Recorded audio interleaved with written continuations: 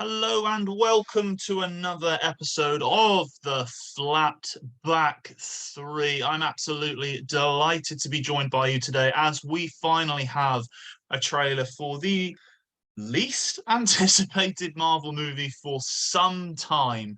It's the many times delayed, I believe 4 times this has been delayed in the release slate calendar, The Marvels. So The Marvels is set to be released later this year. Now, in November, I understand that this is going to be coming out, having previously been slated for earlier this year. And this movie, as I say, is something that no one's really that excited for. But before I get into the nitty-gritty of Marvel Studios, The Marvels, I want to thank first of all, 25 of you who are currently subscribed to the channel. Of course, if you haven't subscribed, please don't forget to do so, as well as liking and commenting if you like the videos. And of course, thank you to the over 500 of you that have watched my most recent video on the Mario Super Brothers movie and my review of that one. But this is a trailer reaction, so I'm going to be going through this trailer, pausing it every so often to make certain comments and then reviewing it at the end. So let's get started, shall we? Captain Rambo? What the hell are you doing? Entering the jump point perimeter. I'm gonna get you some readings, Fury. Hello? Hello? It's worth pointing out straight away that the CGI here, Hello? looks absolutely dreadful already. And it's fair to say that the CGI and the sort of special effects in Marvel movies of late has been pretty poor. I mean, like, some people will say that visually things like Quantumania were really good, but nothing special. And this looks bang average as a start. So, and also I find it really interesting that the space mission going to a specific jump point, which obviously I'm assuming will be explained in the movie, has got Monica Rambeau going out on her own, without clear comms. Obviously, if your communications break down in space, going out off of a space station to do a mission, you would arguably send someone else out with them or re-establish communications before going on and doing the mission. But who am I to say anything different? Let's carry on. 15 seconds in, huge criticisms, of course, but let's see how we progress.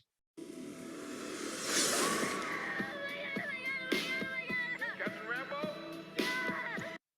And then, let's continue.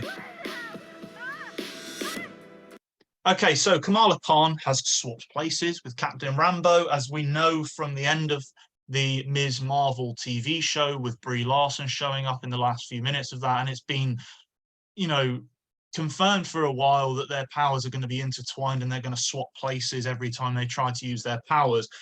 I really like, and obviously that's ironic, the fact that Kamala Khan is transported into this spacesuit, the middle of space, which I'm assuming she's never been into before. And all she does is say, oh my God, oh my God, oh my God, oh my God, oh my God, over and over and over, as she's looping backwards in a situation where she doesn't actually know what's going on.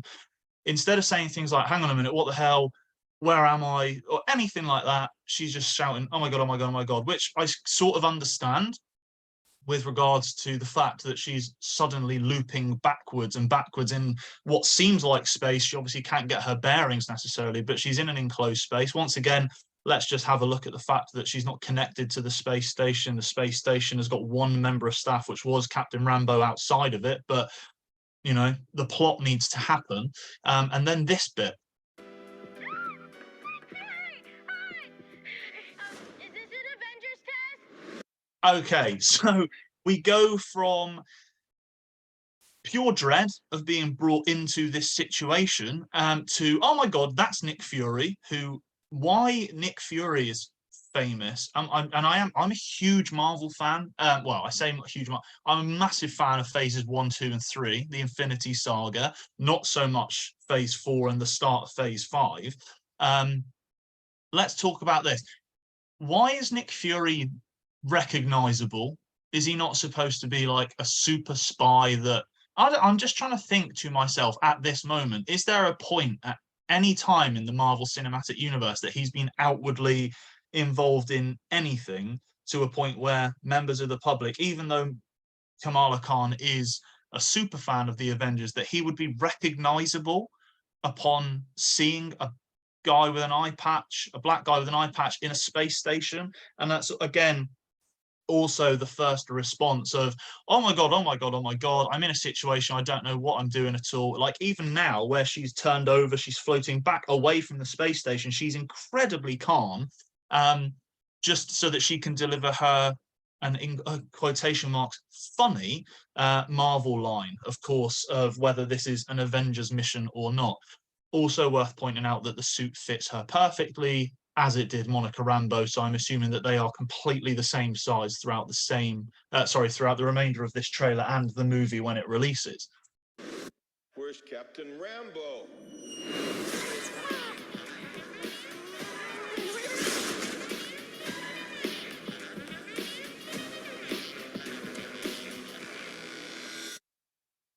What the?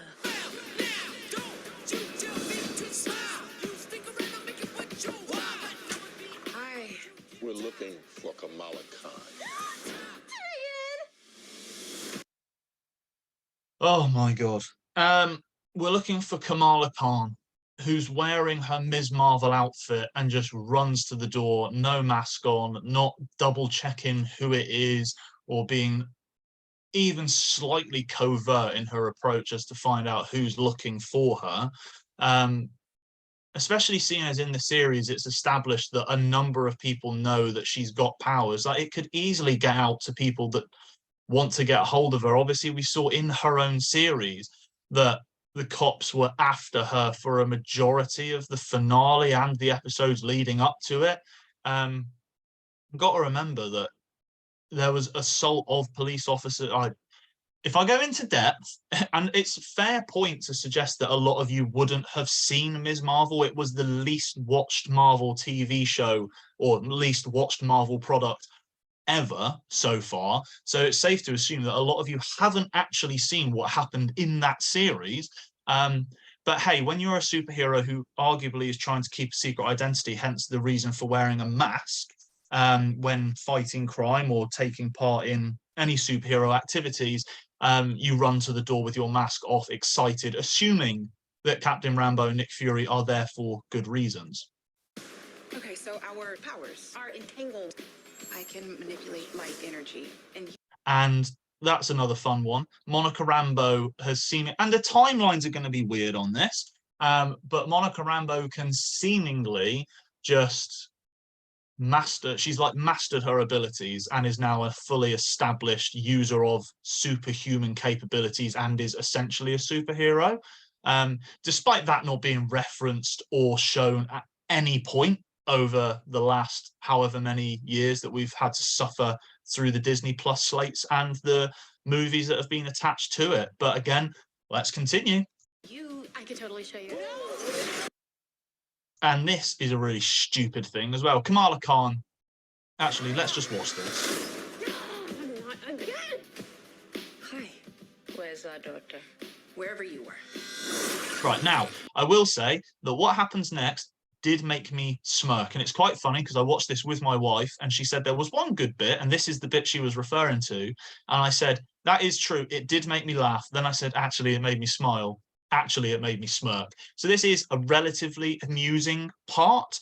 And I have to say that the actress who plays Kamala Khan is probably the most talented out of the three ladies who are going to feature in this film as the lead cast. I actually think she's quite an endearing actress. But of course, like I said, the Ms. Marvel TV series, not only was it poorly watched by no one, essentially, it was also absolutely dreadful. But this bit is quite funny. Let's have a look at this bit.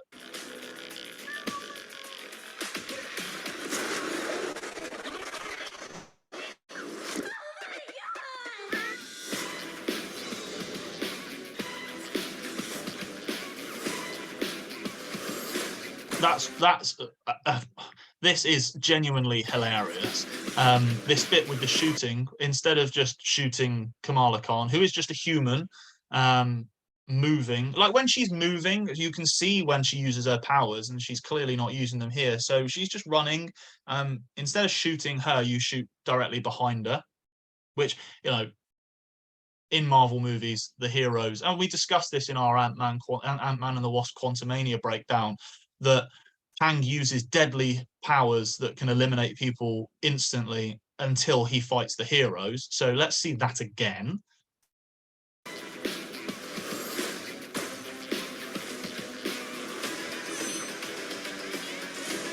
Shields up!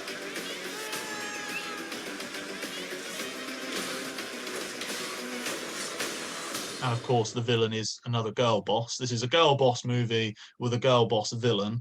I'm sure Nick Fury will be made to look an absolute fool throughout. We're a team. Oh, no, we're not a team. We're not a team. And really interesting that, again, Kamala Khan, it makes sense. Let's just skip to the end. Okay, so November 2023, that's what we've got to look forward to. The irony, and I'm going to put this back through so that we can talk whilst you've got something to watch. The irony of Kamala Khan being a fangirl is actually appropriate. You know, that's what she would do in that situation. She's a massive Captain Marvel fan. And the fact that she gets to be in an Avengers adjacent team is something that completely makes sense for her character and her character arc. But again, one of the things that really concerns me with this movie, and this is the main thing that concerns me with this movie, is that this doesn't link to or interlink with anything that we've seen over, well, the last, if you can call phase 4 an official phase, because it is just so many projects that are just littered across Disney Plus and some film releases that are not really linked at all.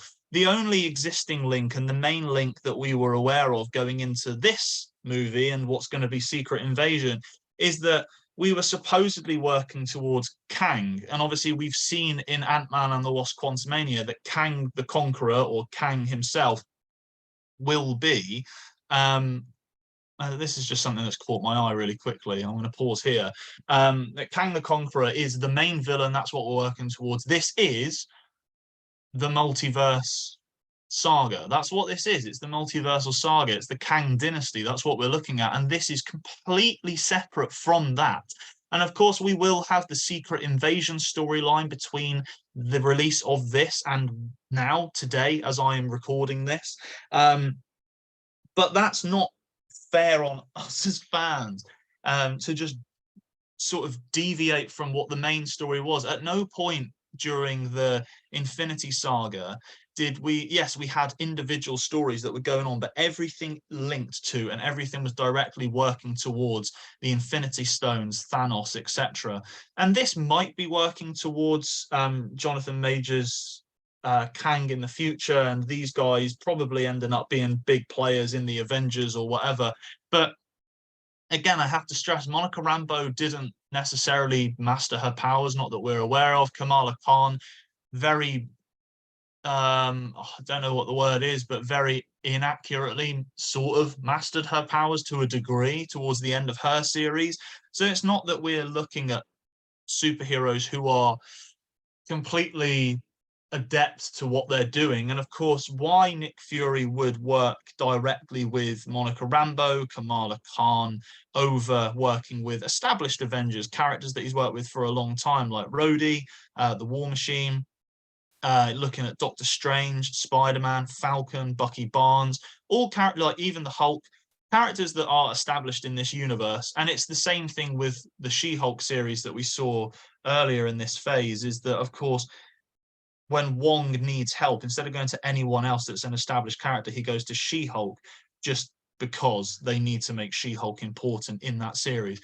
Now, this is interesting. I don't know whether this is at all relevant. The spear that seemingly is going towards Monica Rambeau looks like something from the TVA, maybe. I'd no idea, to be honest. And I don't actually care enough about this movie to create fan theories. Brie Larson needs to eat something more than salad. That's for 100% sure. But she's the most powerful being in the universe. Let's not forget that it took Thanos and the Power Stone just to actually force her backwards. You know, like she tanked a headbutt directly from Thanos, and was absolutely fine. So yeah, and it's interesting, like these powers are now interlinked. It didn't happen through the whole Ms. Marvel series. It didn't happen at any point before, because Monica Rambeau has had her powers longer than Kamala Khan's had her powers. So is it all dependent on Kamala Khan? Obviously, we've got the cuffs that Kamala wears as part of her outfit. There's a lot of things that we could speculate on here, but I think one of the key things I want to point out is that this film is not going to garner any form of enthusiasm from the fan base. It's not going to garner any form of enthusiasm from me specifically. And I have to say that this is the first Marvel movie, and I said this previously, this is the first Marvel movie that really I'm not actually that enthusiastic about going and seeing at all, and certainly not on the day of release like I have done for every single Marvel movie since Iron Man 2. So this is something that is a problem for Marvel. Again, of course, Marvel over the last year or, well, I say last year or two, since the Infinity Saga finished, they've had a real difficulty in capturing people's imagination, in capturing people's interest. And we've seen that in the figures of Ant-Man and the Wasp's data from theaters, obviously not having a very high conversion rate in terms of trying to get people to go along and watch.